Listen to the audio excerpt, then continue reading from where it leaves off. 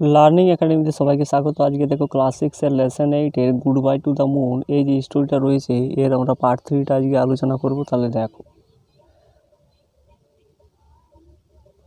বলছে someone called out to my friend, বলছে কেউ আমার বাবাকে ডাকলো।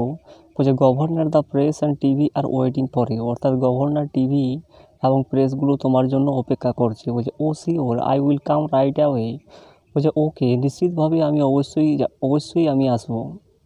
বলছে I watched him leave down to the aisle. Aisle মানে কি? আই ওয়াচড হিম, আমি তাকে লক্ষ্য করেছিলাম যে সে কী করেছিল। অ্যাসলি মানে একটা বসার জায়গা, সেখান থেকে সে ছেড়ে যাচ্ছিল। বলছে ইমিডিয়েটলি আই সোয়াং মাই লেগস। বলছে ইমিডিয়েটলি মানে কি?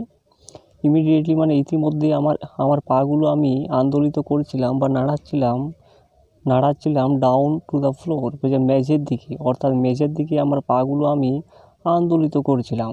আই রিয়েলাইজ, আমি বুঝতে পারছিলাম, standing was tough and walking was very difficult. বলছে আমি বুঝতে পেরেছিলাম যে দাঁড়ানোটা খুবই কঠিন এবং ওয়াকিং অর্থাৎ হাঁটাটা কিন্তু খুবই শক্ত।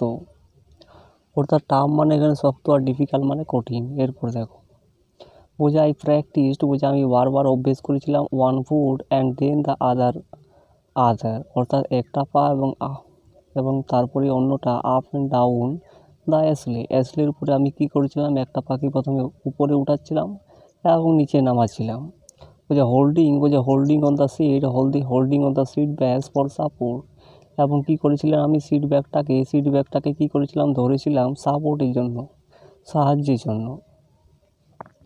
এরপর দেখো, বলছে I put my jacket and walked with difficulty to the exit point. আমি আমার জ্যাকেটটাকে পরে নিয়েছিলাম এবং চলে গিয়েছিলাম কোথায়? এক্সিট পয়েন্টে। উইথ ডিফিকাল্টি মানে কঠিনের সঙ্গে আমি চলে গিয়েছিলাম কোথায়? এক্সিট পয়েন্ট মানে যেখানে বের হওয়ার রাস্তা, অর্থাৎ বের হওয়ার রাস্তাতে আমি কঠিনের সঙ্গে চলে গিয়েছিলাম। ওই যে আমি দেখেছিলাম এই ক্রাউড অফ রিপোর্টার্স মানে কি? রিপোর্টারের একটা দল আমি দেখেছিলাম। And cameraman surrounding my father, এবং ক্যামেরাম্যানটা কী করেছিল? আমার বাবাকে ঘিরে ধরেছিল।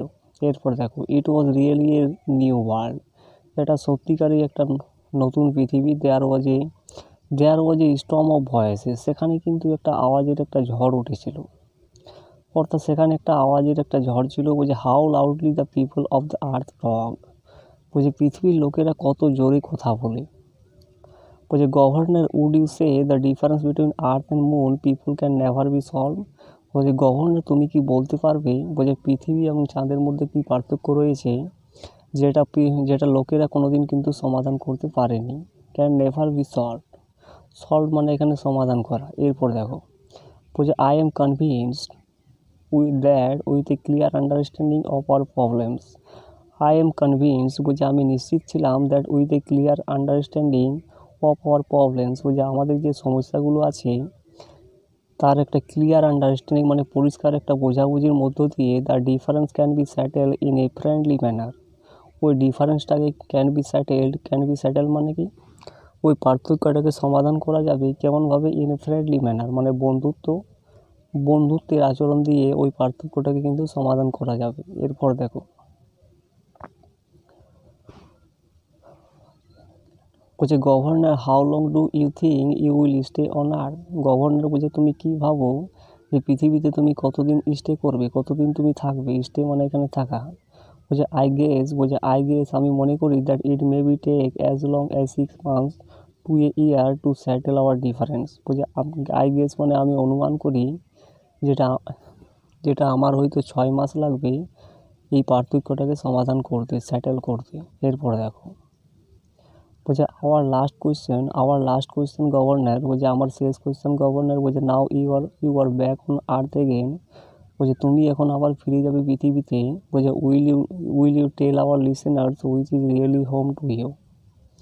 বলছে টেল আওয়ার লিসেনার, বলছে তুমি তোমার লিসেনারকে বলো, অর্থাৎ বক্তাদেরকে বলো, which is really home to you, যেটা সত্যিকারের সেখানে ঘর, অর্থাৎ কি তোমার যেখানে সত্যিকারের ঘর তার সম্পর্কে তুমি তোমার বক্তাদেরকে বলো।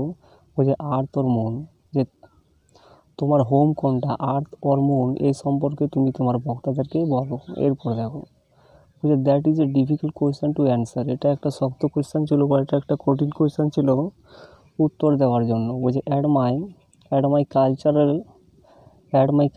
টাইজ আর উইথ আর্থ, বলছে আমার যে সংস্কৃতিগুলো রয়েছে সেগুলো কিসে রয়েছে, পৃথিবীর সঙ্গে টাইজ রয়েছে অর্থাৎ বেঁধে রয়েছে। বলছে but I must say that, কিন্তু আমি অবশ্যই বলতে চাই that it is moon where my present and future lie, কিন্তু আমি অবশ্যই বলতে চাই যে চাঁদে কী রয়েছে যেখানে আমার বর্তমান এবং ভবিষ্যৎ কী রয়েছে, দাঁড়িয়ে রয়েছে। লাই মানে এখানে দাঁড়িয়ে রয়েছে। বলছে মাই সন ওয়াজ বর্ন দেয়ার, আমার ছেলে ওখানে জন্মগ্রহণ করেছিল। মাই ওয়াইফ ওয়াজ বুরিড দেয়ার, আমার স্ত্রী ওখানে বুরিড হয়েছে অর্থাৎ মাটির নিচে রয়েছে। মাই ওয়ার্ক ইজ দেয়ার, আমার কাজগুলো সেখানে রয়েছে। It is good to be back on earth, এটা ভালো হবে যদি আমি পৃথিবীতে আবার ফিরে যাই। বাট মুন ইজ হোম, কিন্তু আমার চাঁদটা কিন্তু একটা ঘর। এরপর দেখো ওই যে father saw me standing among the reporter, father আমাকে দেখেছিল যে রিপোর্টারের চারপাশে আমি দাঁড়িয়ে রয়েছি। He gave me his arm, সে তার হাতটা কিন্তু আমার দিকে কী দিয়েছিল, বাড়িয়ে দিয়েছিল। বলছে we walk together on the landing pad, আমি চলে গিয়েছিলাম কোথায়, আমি হেঁটে চলে গিয়েছিলাম ওদের সাথে কোথায়, ল্যান্ডিং প্যাডে অর্থাৎ যেখানে ল্যান্ড হবে। ওই ভেহিক্যালটা যেখানে ল্যান্ডিং হয়েছিল সেই ল্যান্ডিং প্যাডে আমি হেঁটে চলে গিয়েছিলাম তাদের সাথে। The sun was gently warm, তখন সূর্যটা কী হয়েছিল, কোমলভাবে কিন্তু গরম হয়েছিল অর্থাৎ হালকা হালকা কিরণ দিচ্ছিল। আই লুকড আপ মানে আমি তাকিয়েছিলাম। ইট ওয়াজ স্ট্রেঞ্জ বিং আউটসাইড উইথাউট এ স্পেস স্যুট, এটা ছিল অদ্ভুত। বিং আউটসাইড মানে বাইরে থেকে এটা একটা অদ্ভুত ছিল। উইথাউট এ স্পেস স্যুট অর্থাৎ মহাকাশের স্যুটটা ছাড়াই কী ছিল, এটা একটা অদ্ভুত ছিল এটা বাইরে থেকে। বলছে আর্থ উইল সার্টেনলি বি ফান, এই পৃথিবীটা কি নিশ্চিতভাবে একটা কৌতুক ছিল বা ফান ছিল। বলছে আই লে back and thought of the pyramids, বলছে আমি শুয়েছিলাম এবং ভাবছিলাম অফ দ্য পিরামিডস, ওই পিরামিডগুলো সম্পর্কে আমি ভাবছিলাম। And the Taj Mahal and the mysterious জঙ্গল, এবং যে রহস্যময় জঙ্গলগুলো রয়েছে পৃথিবীতে সেইগুলো সম্পর্কে আমি ভাবছিলাম। বিল্ডিংস অফ দ্য ইনক্যাস মানে কি, প্রাচীন সভ্যতাতে যে বিভিন্ন বিল্ডিংগুলো রয়েছে সেগুলো সম্পর্কে আমি শুয়ে শুয়ে ভাবছিলাম। বলছে would 6 months be the enough to see it all, বলছে 6 মাসেই যথেষ্ট হবে এই সব কিছু দেখার জন্য। তো এই হয়ে গেল পার্ট 3টার। তো ভিডিওটা ভালো লাগলে চ্যানেলটাকে সাবস্ক্রাইব করো এবং পাশের বেল আইকনে প্রেস করে রাখো।